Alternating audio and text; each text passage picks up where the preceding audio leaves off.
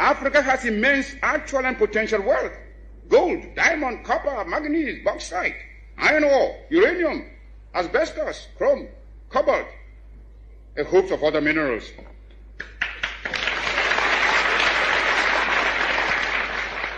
Our essential agricultural produce have all been drained away by colonialist imperialism. Africa is far from being poor. It's Africans who are poor, not Africa.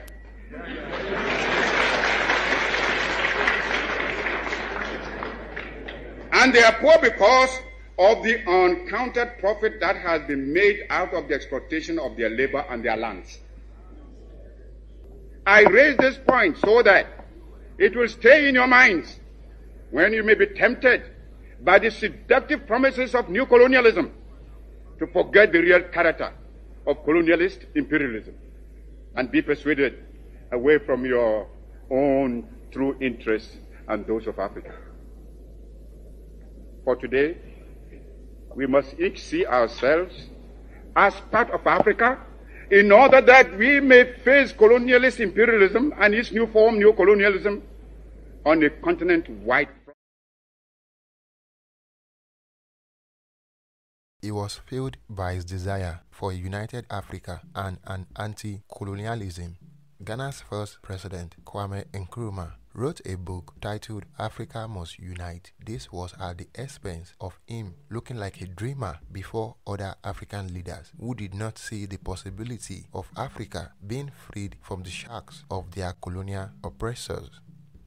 Kwame Nkrumah wrote in his book that Africa must unite for economic viability so that the vast resources and capacity for development would bring prosperity and additional benefit to the rest of the world, adding that emancipation of Africa could be the emancipation of man.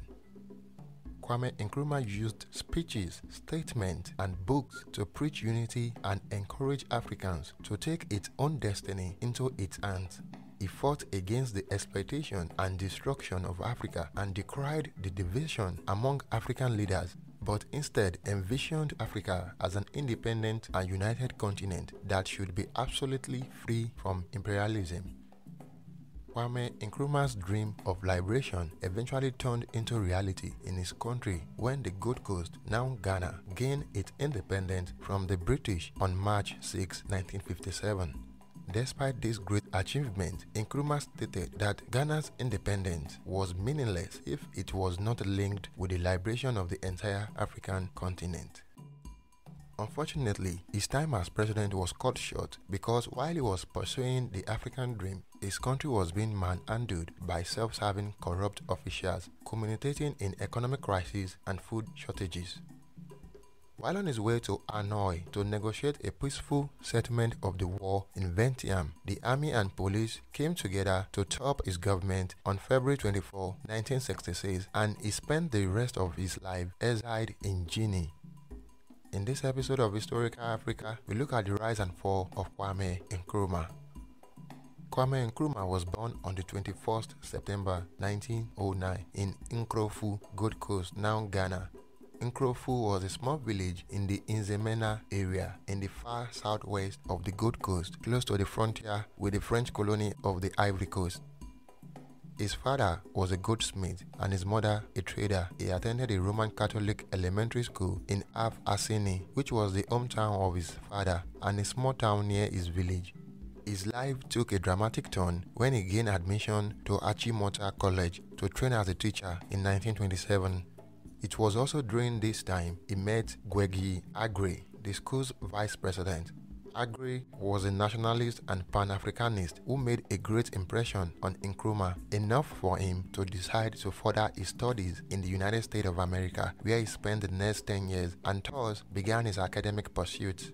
Before traveling out, he had started his teaching career at Roman Catholic junior schools in Elmina and later became the headmaster of the school at the Azim. He also worked at the Roman Catholic Seminary at Amisano as a teacher in 1933. Nkrumah received a Bachelor of Arts degree in Economics and Sociology from Lincoln University in 1939. a degree in theology from Lincoln Theological Seminary in 1942, and a Master of Science degree in education from the University of Pennsylvania in the same year. He also received a Master of Arts degree in philosophy in 1943. Later, he left the United States for Britain to study law but was unable to complete his thesis.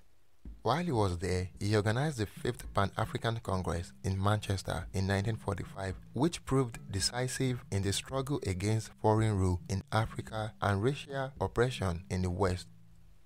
The Congress also sought to unite continental Africa with those in the diaspora. Some notable Africans present at the meeting were Nnamdi Azikiwe and Obafemi Awolowo of Nigeria, Jomo Kenyatta of Kenya, Hastings Banda of Malawi, and Peter Abrahams of South Africa. Kwame Nkrumah returned to the Gold Coast, which was still under colonial rule, in 1947 and served as the General Secretary of the United Gold Coast Convention (UGCC), which was a party formed by Joseph Danquah with a goal of working for self-government by constitutional means. Nkrumah established party units in towns, and when extensive riots and looting occurred in February 1948 as a result of protests against the killing of some ex-servicemen who were on a protest march, Nkrumah and other UGCC leaders who had been nicknamed the Big Six were arrested. As soon as he was released, Nkrumah linked up with political youth groups and formed a committee on youth organization (CYO) and established a newspaper called the Evening News. He used the newspaper to get more support for the UGCC. A split in the party between radical supporters of Nkrumah and middle-class leaders led to the formation in 1949 of the Radical Convention's People's Party (CPP), whose party slogan was "Independent Now." The party was committed to its quest for self-government, initiating a campaign of positive action which involved non-violent protests, strikes, and going against the British authorities. On January 8, 1950, Nkrumah declared the day Positive Action Day. This red letter day signaled the continuation of the struggle to expel foreign colonialist services all over the country were interrupted, looting took place, and Nkrumah was once again arrested, but this time he was sentenced to a year imprisonment. Despite this, the CPP went ahead to win the Gold Coast first general election on February 8, 1951. With Nkrumah bagging 22,780 votes out of the 23,122 ballots cast. Kwame Nkrumah was released from prison to become the government business leader. Ultimately, in 1952, he was made the Prime Minister of the Gold Coast, a position he retained when the country finally gained independence on March 6, 1957. Kwame Nkrumah's courage and tactical non-violent leadership he termed positive action led to the independence of Ghana from Britain, becoming the first West African country under British colonial rule to do so. American activist Martin Luther King, along with his wife Coretta Scott King, were invited by Kwame Nkrumah to Ghana's independence ceremony on March 6, 1957. King was impressed by Nkrumah's leadership through non-violence positive action and talked about him in speeches he gave when he returned to America. Ghana's independence made the country the powerhouse of the African Revolution and ignited a continental revolution against European imperialism. Nkrumah saw Ghana's liberation as a starting point for all other African countries to regain their freedom. He trained African liberation fighters, financed their movement, and encouraged them to dislodge colonial rule from their territories. Two major conferences of the independent African state and the All-African People's Conference were held in Accra, Ghana's capital, in April and December 1958, respectively, and in November of the following year, the All-African Trade Union Federation Conference also took place in Accra, thus making Ghana the center for diplomatic activities. Kwame Nkrumah took the first step toward African unification during the December conference by signing an agreement with Guinean leader Ahmed Sékou Touré to unite both countries. He also went to organize another conference of the 32 independent African states in Addis Ababa, Ethiopia, where the Organization for African Unity was formed. The purpose of the organization was to work for the unity, freedom, and prosperity of the people and the continent of Africa. Its tactics proved effective as a decade later, over 90% of African countries had achieved their own independence. Apart from being the first West African country under the British to have broken the yoke of colonialism, Ghana had the most wealth compared to other African nations. The country had inherited over $500 million at independence as external reserves and was well endowed with both natural and human resources. Ghana supplied 1/5 of the world's gold and 1/3 of its cocoa. Nkrumah's impressive educational credentials and leadership skills made him a worthy leader, and the country's competent administration structure was reputed to with the best civil service at the time. Ghana had the best schools, the most enlightened lawyers, and there was a free press, an independent judiciary, and a free elected parliament. Nkrumah's popularity was at a high. All these attributes presented Ghana as a cohesive source of stability and security, which encouraged a drive for a union of African states. By July 1st, 1960, Ghana became a republic and Kwame Nkrumah became the country's first elected president. Nkrumah founded numerous state-run companies, built schools and universities, and launched the construction of a huge dam for the generation of hydroelectric power. The people of Ghana revered their president and saw him as the Messiah, writing hymns and prayers to praise him. Nkrumah's life was all about politics, as he neither smoked nor drank.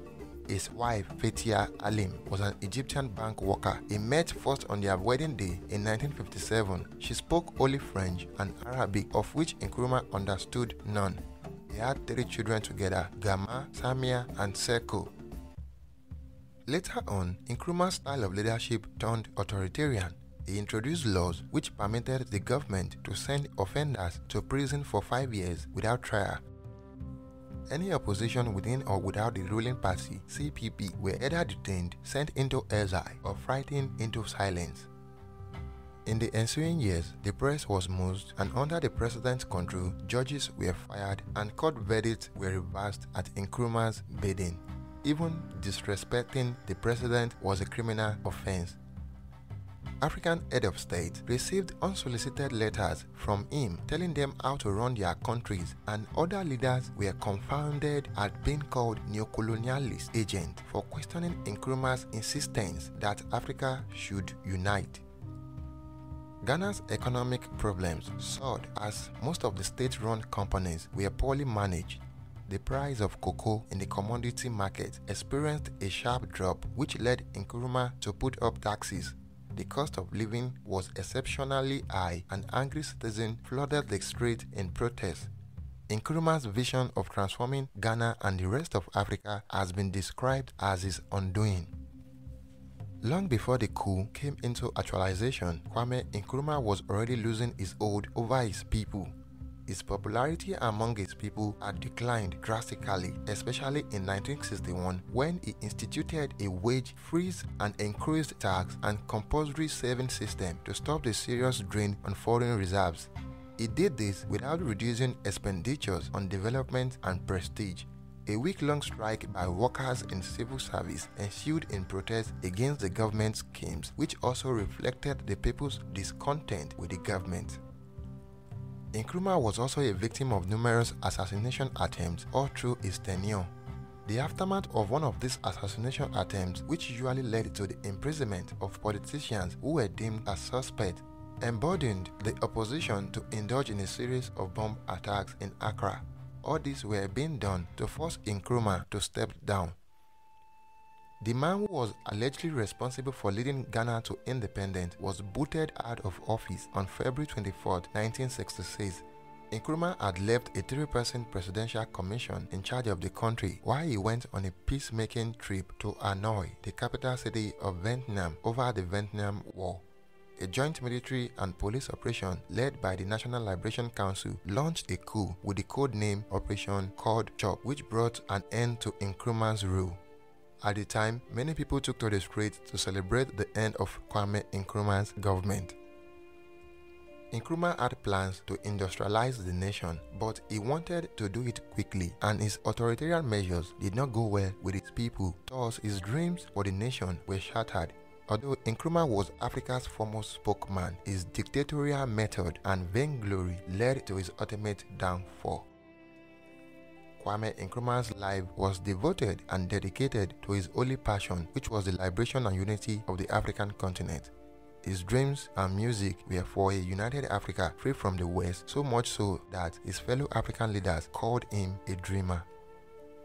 Nkrumah and Muammar Gaddafi called for the formation of the United States of Africa, arguing that it was only a federal state of Africa based on a common market, a common currency, and a unified army, which would go by the name African High Command, and a common foreign policy that would provide a launching pad for not only a massive reconstruction and a modernization of the continent, but also optimize Africa's effort to find its rightful place in the international arena. The situation at the time with the Cold War politics, Soviet communism, and American capitalism did not welcome these ideas to make it a reality, coupled with non-cooperation from its fellow African leaders.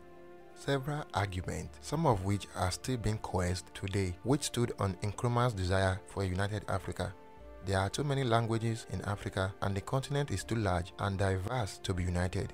Africans and Arabs would not live together, and the European nations would not support such union. Despite his glowing virtues, Nkrumah had his flaws. The imposition of his one-party state in Ghana restricted opposing views from the other side of the political divide. He installed himself as life president of his party, CPP, and was more or less authoritarian, although he was not brutal when dealing with his opponents. His obsession with the United States of Africa blinded him to pressing issues at home, stemming from economic and developmental crises. Some of his laws were oppressive, and his people began to view him as a dictator rather than a savior. Nkrumah bettered a lot of capital investment, among which are the industrial city of Tema, the Accra-Tema motorway, the Akosombo hydroelectric dam, the Adome bridge, and several others. There are statues of Nkrumah littered across Ghana. A mausoleum was built for him, and numerous streets bear his name. His portraits can also be seen on stamps and banknotes. Aside from the physical achievements, Nkrumah gave Ghanaians and Africans as a whole a sense of pride in nationhood and a new pride in their color. Kwame Nkrumah was a renowned author of several books and publications. One of his books, Neo-Colonialism, which he wrote in 1965, it exposed how foreign companies and governments were exploiting the African people.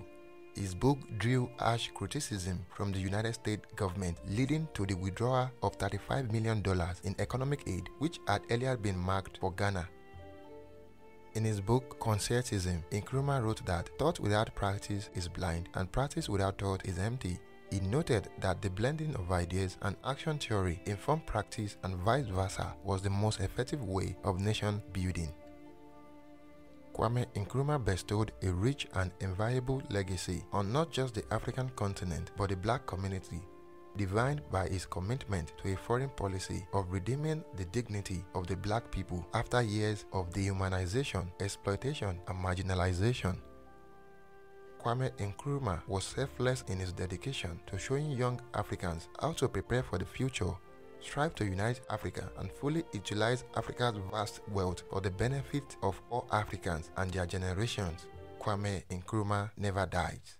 Once again, it's Yemi Melikaya for Historical Africa. If you have enjoyed this video and would like to see more content like this, kindly help support our growth by liking and sharing this video, and do not forget to subscribe. Thank you for watching, and bye for now.